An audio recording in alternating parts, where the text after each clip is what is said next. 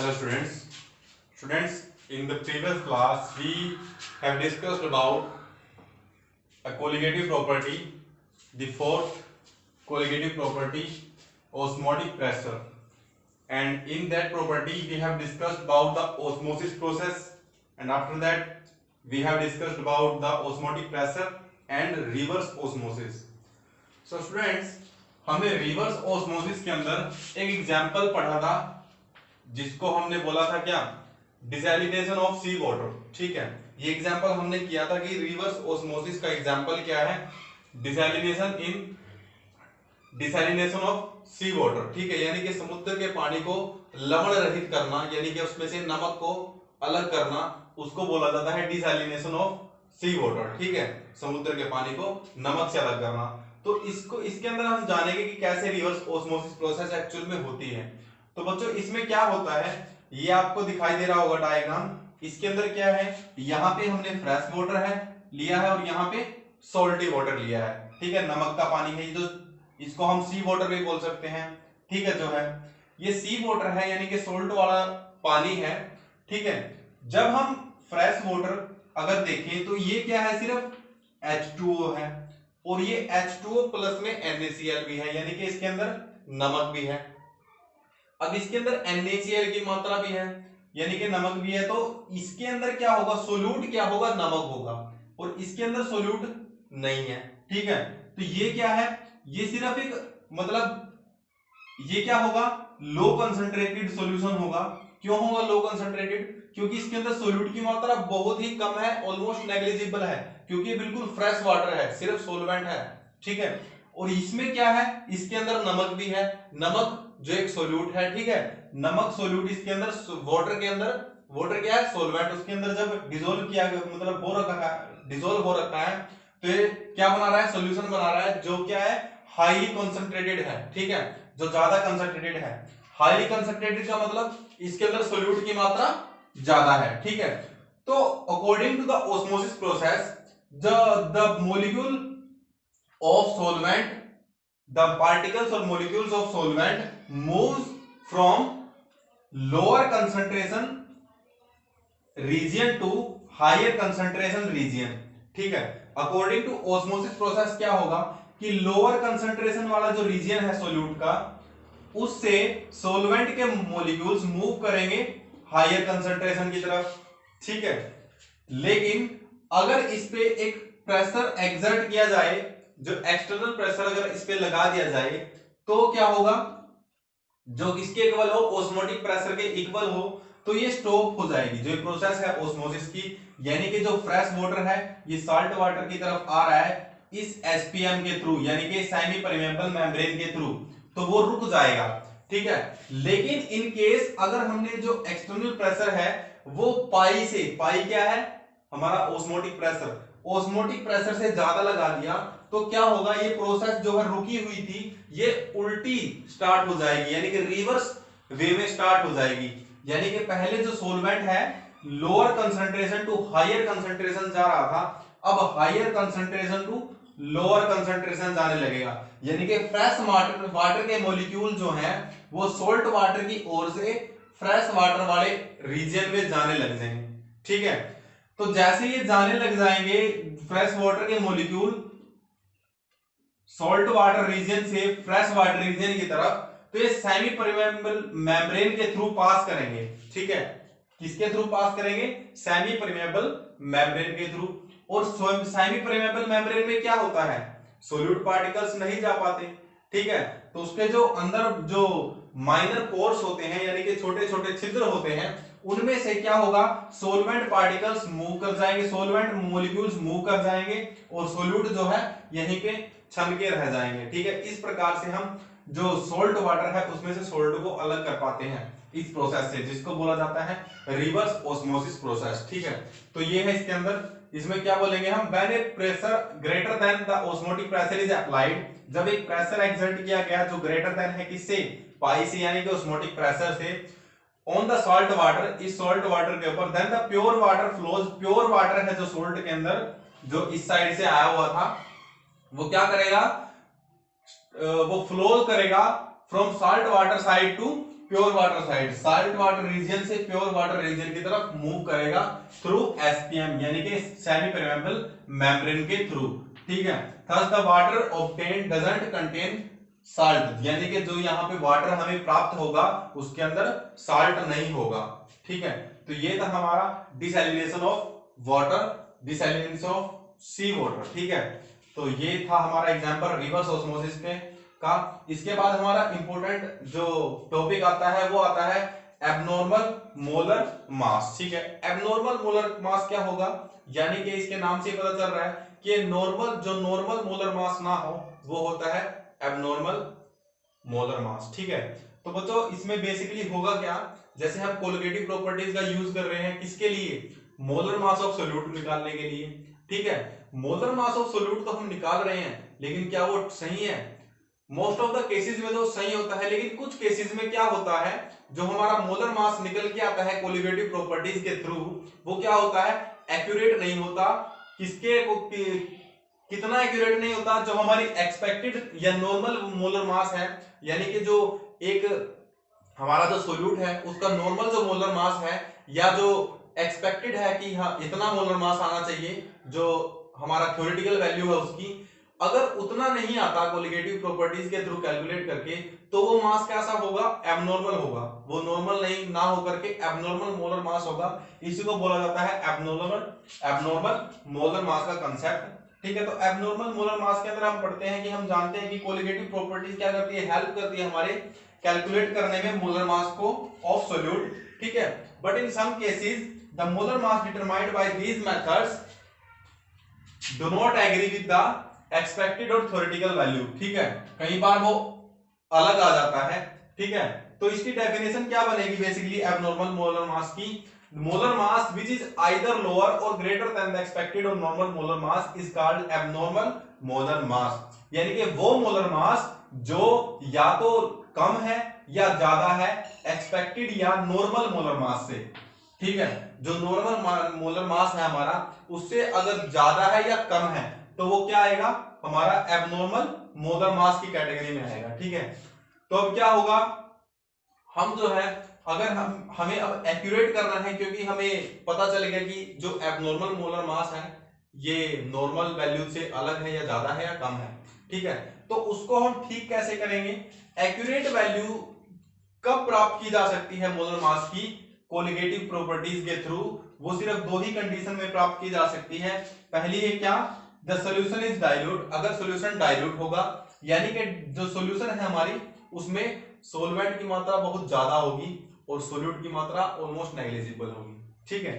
तो क्या होगा, इससे हम क्या बोल सकते हैं, द सॉल्यूशन इज डाइल्यूट, यानी कि जो सॉल्यूशन है वो क्या हो, डाइल्यूट हो, ठीक है, यानी कि उसके अंदर सोलवेंट काफी ज्यादा हो और सोल्यूट बहुत कम हो, तो that is colligative properties are based. इससे हम ये भी पता लगा सकते हैं कि इससे क्या पता चलता है कि कोलिगेटिव प्रॉपर्टी क्या है, बेस्ड है किसके ऊपर, आइडियल सॉल्यूशन के ऊपर, यानी कि आइडियल सॉल्यूशन अगर होगा तो उसमें कोलिगेटिव प्रॉपर्टी जो है एक्यूरेट वैल्यू देंगी, ठीक है। अगर आइडियल सॉल्यूशन हम ले रहे हैं तो उसमें कोलिगेटिव प्रॉपर्टीज क्या करेंगी, आइडियल सॉल्यूशन दे देंगी।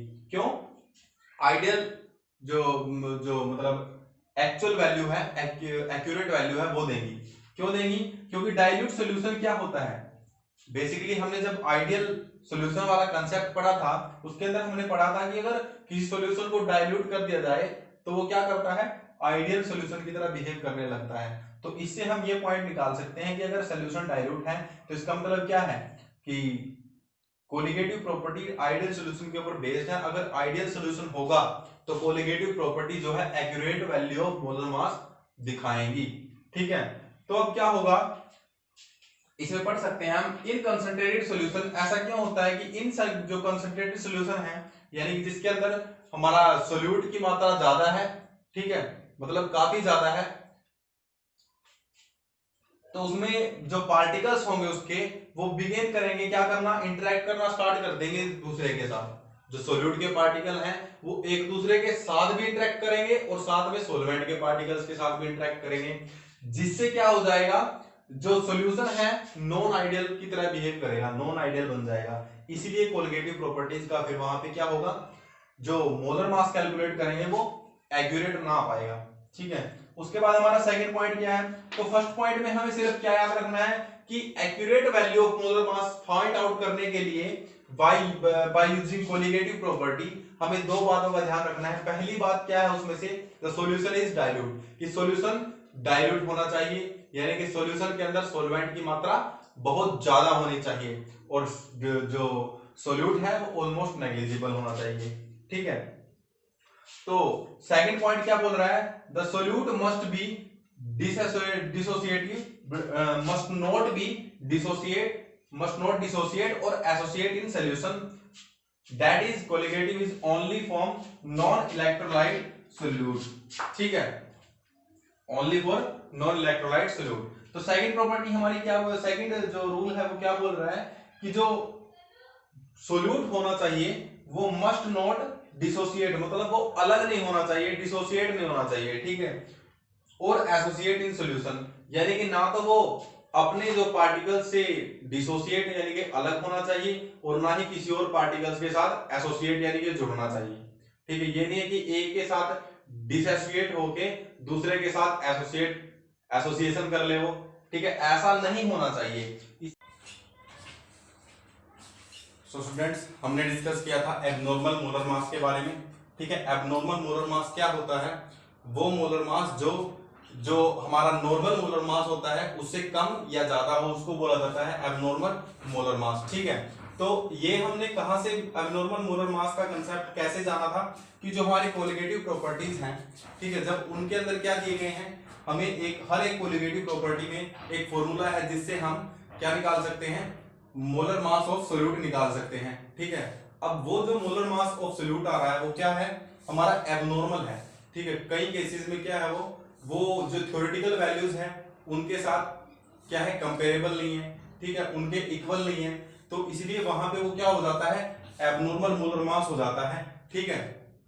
तो इसको करेक्ट करने के लिए, इस एबनॉर्मल मोलर मास को नॉर्मल मोलर मास बनाने के लिए एक फैक्टर दिया गया था हमारे साइंटिस्ट वॉन हॉफ ने, ठीक है, जिन्होंने ऑस्मोटिक प्रेशर का कॉन्सेप्ट भी दिया है, ठीक है। उन्हीं ने क्या दिया है, एक फैक्टर दिया है जिसको बोला जाता है वॉन हॉफ फैक्टर बोला जाता है, ठीक है, जिसको रिप्रेजेंट किया जाता है आई से, ठीक है। अब इसका जो वॉन हॉफ फैक्टर है ये इक्वल होता है किसके, normal molar mass divide by abnormal molar mass, यानी कि नॉर्मल मोलर मास और एबनॉर्मल मोलर मास के रेशियो के इक्वल, ठीक है। तो जो हमारा नॉर्मल मास मोलर मास है, इसको अगर हम यहीं पे रहने दें और इसकी मल्टीप्लाई करवा दी, इसको भेज दे इस साइड, तो मल्टीप्लाई में हो जाएगा, ठीक है।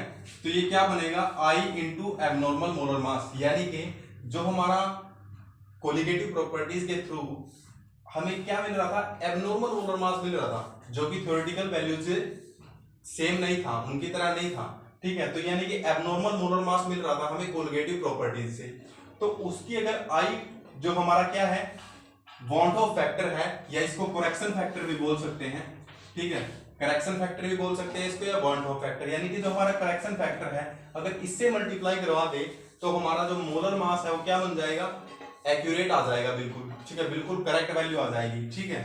तो नॉर्मल मोलर मास का फॉर्मूला क्या आ गया यहाँ से, I into abnormal molar mass, ठीक है, इसको हम करेक्ट वैल्यू भी बोल सकते हैं, ठीक है। तो अब I का एक और फॉर्मूला है जिसमें क्या होता है कि I इक्वल्स होता है total number of moles of particle after associate और डिसोसिएशन, ठीक है, एसोसिएशन या डिसोसिएशन के बाद जो number of moles of particle हैं, जो हमने पार्टिकल्स लिए हैं, जो सोल्यूट लिया है, उसके कितने नंबर ऑफ मोल्स हमने हो गए हैं हमें एसोसिएशन और डिसोसिएशन के बाद, ठीक है, डिवाइड में number of moles of particles before association और डिसोसिएशन, यानी कि कितने हमने लिए थे और कितने बाद में हो गए हैं। जो बाद वाले हैं वो ऊपर रखने हैं और डिवीजन में रखने हैं कौन, जो पहले हमने लिए थे number of moles of particle, ठीक है।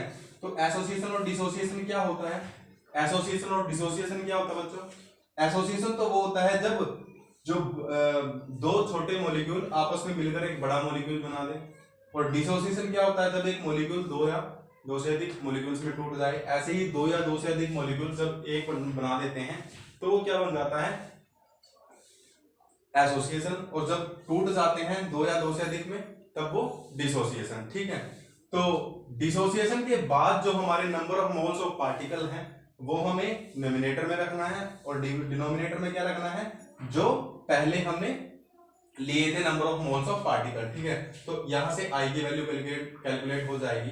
तो अब जो है वॉन हॉफ ने क्या किया है, कोलिगेटिव प्रॉपर्टीज को अपने गिवन फैक्टर के अकॉर्डिंग क्या किया है, मॉडिफाई किया है। और मॉडिफिकेशन कुछ इस प्रकार है, जो हमारी रिलेटिव लोअरिंग इन वीपी थी, यानी कि relative lowering in vapour pressure, जो क्या कहती थी कि जो सॉल्यूशन का जो टोटल सॉल्यूशन का वेपर प्रेशर है वो क्या होता है, लेस देन होता है किससे, जो प्योर सॉल्वेंट है उसके वेपर प्रेशर से, अगर हम एक सॉल्यूशन में नॉन वोलेटाइल सॉल्यूट ले रहे हैं तो। ठीक है, तो इसका इक्वेशन आई थी हमारे पास, इस आई को छोड़ दे अगर हम, इसका फॉर्मूला आया था P nought A minus P A divide by P nought A equals to X B. ठीक है, जहां पे एक्स बी क्या था, एक्स बी क्या था, मोल फ्रैक्शन ऑफ सोल्यूट था।